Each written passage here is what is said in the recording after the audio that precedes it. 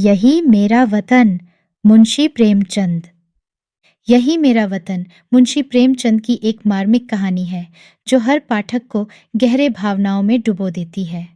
मुंशी प्रेमचंद, जिन्हें हिंदी साहित्य का महानायक माना जाता है, अपनी कहानियों में भारतीय समाज के हर पहलू को सजीव रूप में प्रस्तुत करते हैं। उनकी रचनाएं न केवल मनोरंजन करती हैं, बल्कि समाज की कड़वी सच्चाइयों को भी उजागर करती हैं। क्या कभी आपने सोचा है कि वतन से बिछड़ने का दर्द क्या होता है? क्या होता है जब किसी को अपनी मातृभूमि की याद सताती है और फिर जब वह वापस लौटता है तो वही वतन उसे अजनबी सा महसूस होता है। इस कहानी का नायक 60 साल बाद अपने देश लौटता है, लेकिन उसे वह देश नहीं मिलता जिसकी उसने कल्पना की थी। क्या यह वही देश है जहां उसने अपने बचपन के सबसे खूबसूरत पल बिताए थे, या यह एक नया अजनबी देश है जहां उसके बचपन की यादें धुंधली हो गई हैं? मुंशी प्रेमचंद की यह कहानी हमें हमारे वतन, हमारी मातृभूमि की अहमियत और उससे जुड़े हमारे जज्बातों को पुनः अनुभव करने पर मजबूर करती है। क्या आप तैयार हैं इस भावनात्मक यात्रा पर चलने के लिए, जहां एक वृद्ध व्यक्ति की आंखों के आंसू और दिल की कशमकश आपको आपके अपने वतन की याद दिला देगी?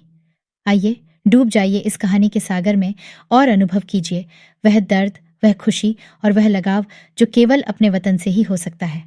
तो चलिए शुरू करते हैं। आज पूरे 60 बरस के बाद मुझे अपने वतन, प्यारे वतन का दर्शन फिर नसीब हुआ। जिस वक़्त मैं अपने प्यारे देश से विदा हुआ और किस्मत मुझे पश्चिम की तरफ ले चली, मेरी उठती जवानी थी। मेरी रगों में ताज़ा खून दौड़ता था और सीना उमंगों और बड़े-बड़े इरादों से भरा हुआ था।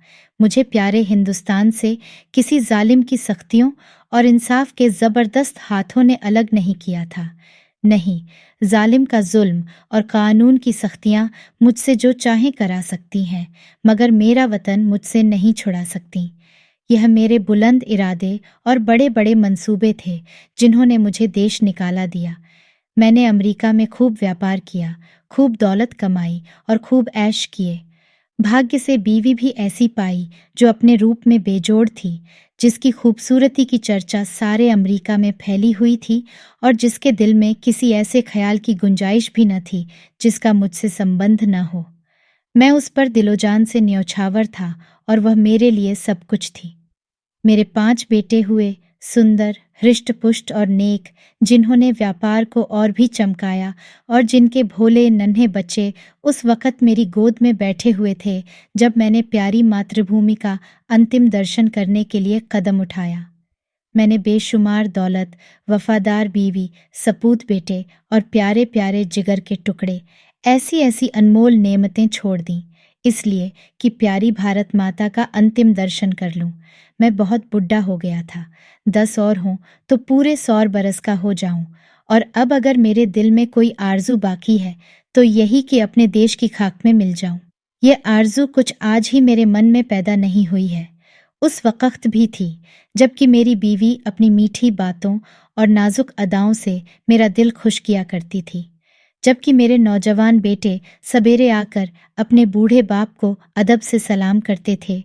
उस वक़्त भी मेरे जिगर में एक कांटा सा खटकता था, और वह कांटा यह था कि मैं यहाँ अपने देश से निर्वासित हूँ। यह देश मेरा नहीं है, मैं इस देश का नहीं हूँ।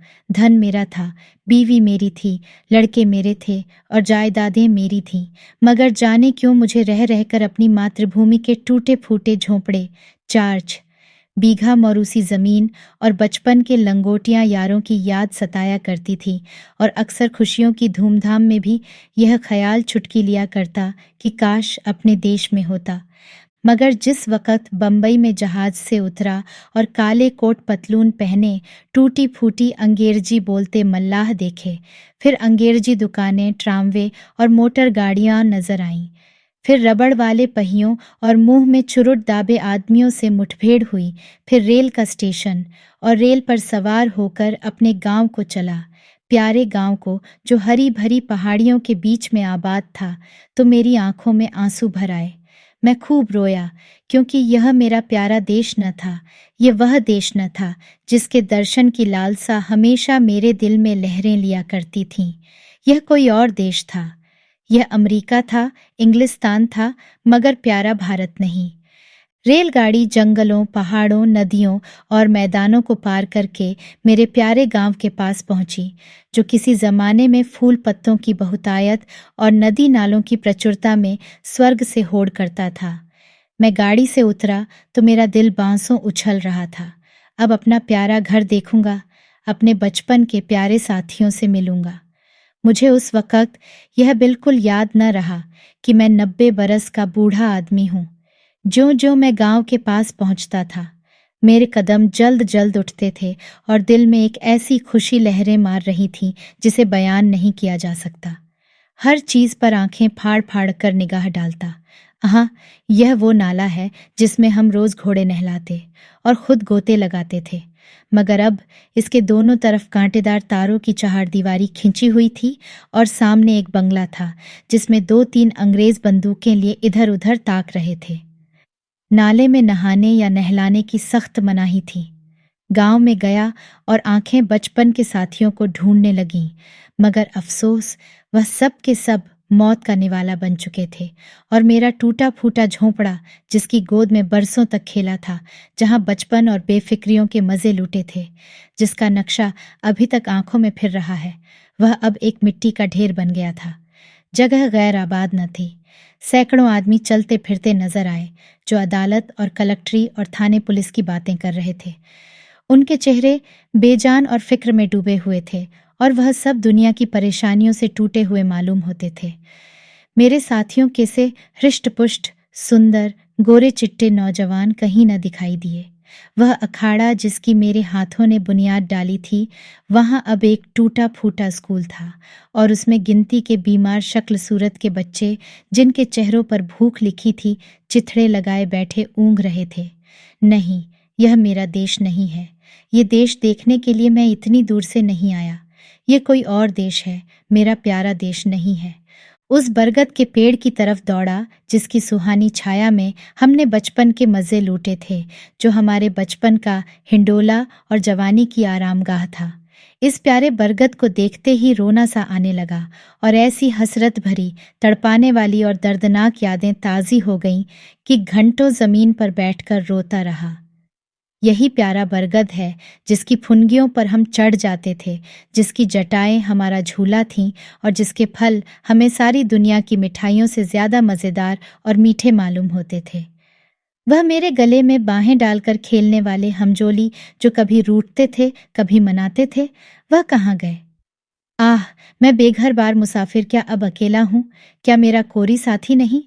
इस बरगद के पास अब थाना और पेड़ के नीचे एक कुर्सी पर कोई लाल पगड़ी बांधे बैठा हुआ था।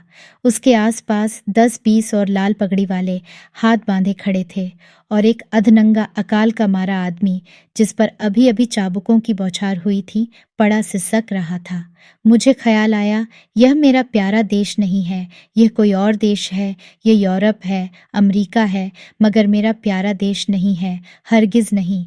इधर से निराश होकर मैं उस चौपाल की ओर चला जहां शाम को पिताजी गांव के और बड़े बूढ़ों के साथ हुक्का पीते और हंसी दिल्लगी करते थे। हम भी उस टाट पर कलाबाजियां खाया करते। कभी कभी वहां पंचायत भी बैठती थी, जिसके सरपंच हमेशा पिताजी ही होते थे। इसी चौपाल से लगी हुई एक गौशाला थी, जहां गांव भर की गायें रखी जाती थीं और हम यहीं बछड़ों के साथ कुलेलें किया करते थे। अफसोस, अब इस चौपाल का पता न था। वहां अब गांव के टीका लगाने का स्टेशन और एक डाकखाना था।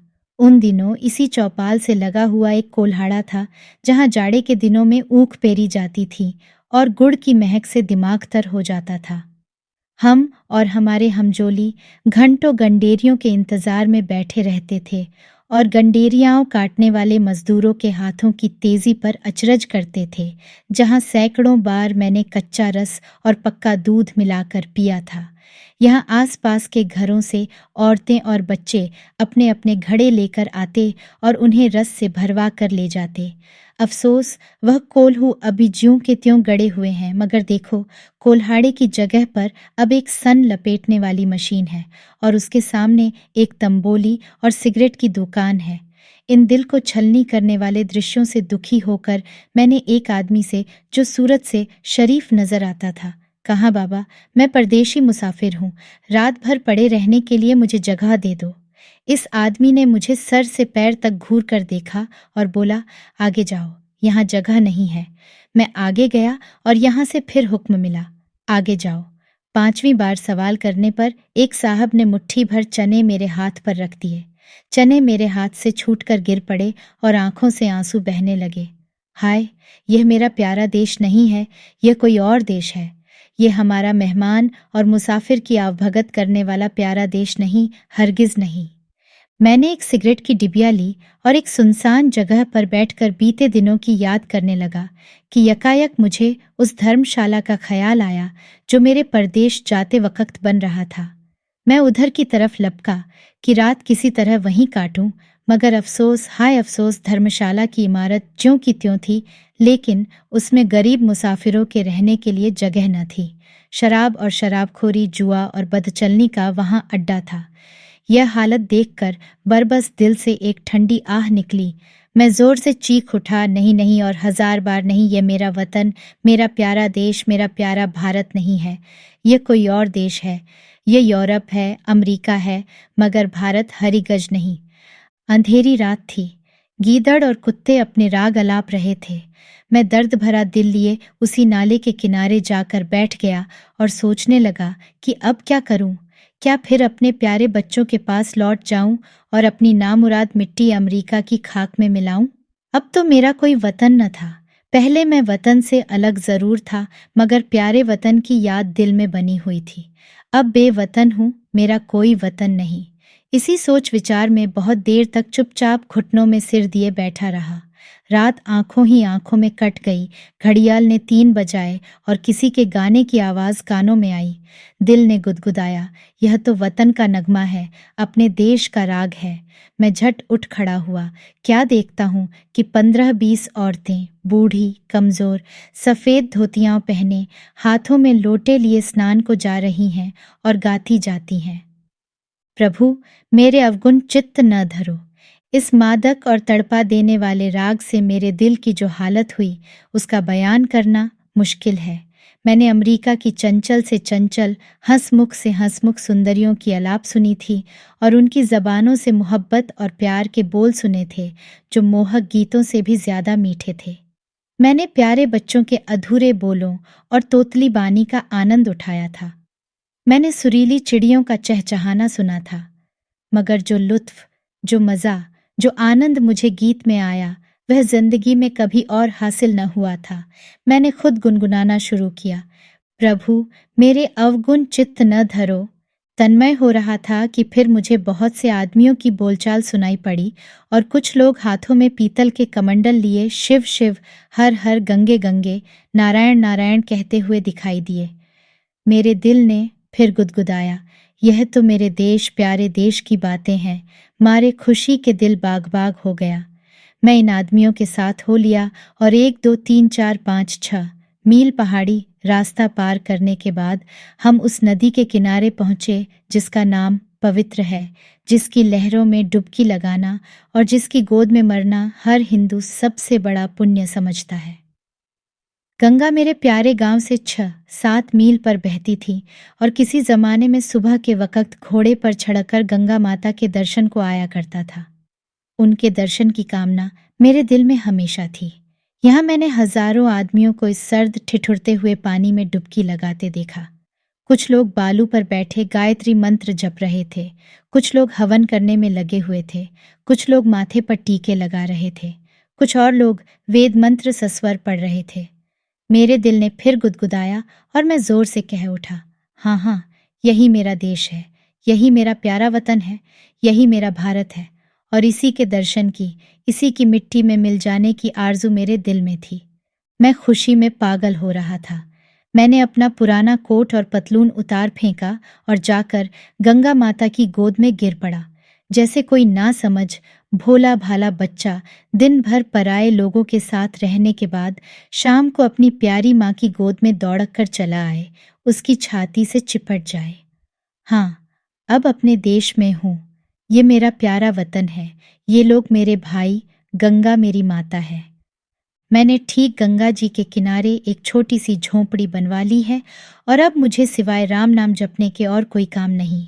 मैं रोज शाम सवेरे गंगा स्नान करता हूँ और यह मेरी लालसा है कि इसी जगह मेरा दम निकले और मेरी हड्डियाँ गंगा माता की लहरों की भेंट चढ़ें।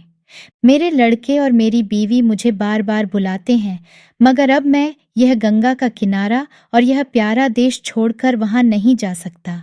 मैं अपनी मिट्टी गंगा जी को सौंपूंगा। अब दुनिया की कोई इच्छा, कोई आकांक्षा मुझे यहाँ से नहीं हटा सकती, क्योंकि यह मेरा प्यारा देश, मेरी प्यारी मातृभूमि है और मेरी लालसा है कि मैं अपने देश में मरूं